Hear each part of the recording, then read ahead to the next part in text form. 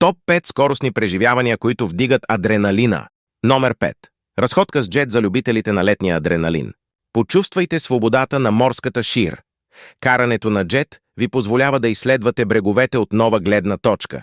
Живописните пейзажи, които се откриват пред погледа ви, ще останат в съзнанието за дълго. Номер 4. Дрифт във водата с ховеркрафт.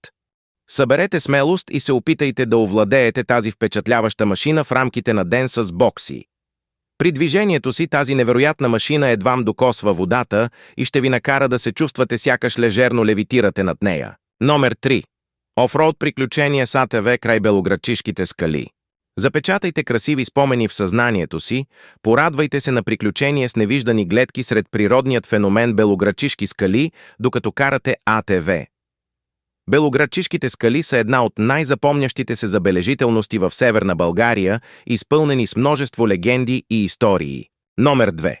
Приключение в планината край Банкя с електрически мотор.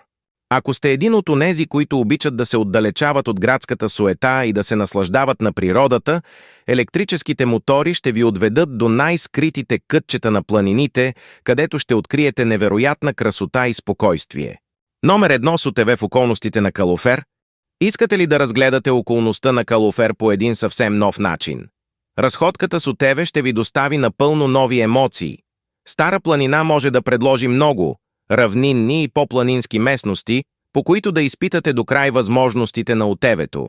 Всички тези преживявания можеш да откриеш в бокси бързи и яростни, линк има в описанието на видеото.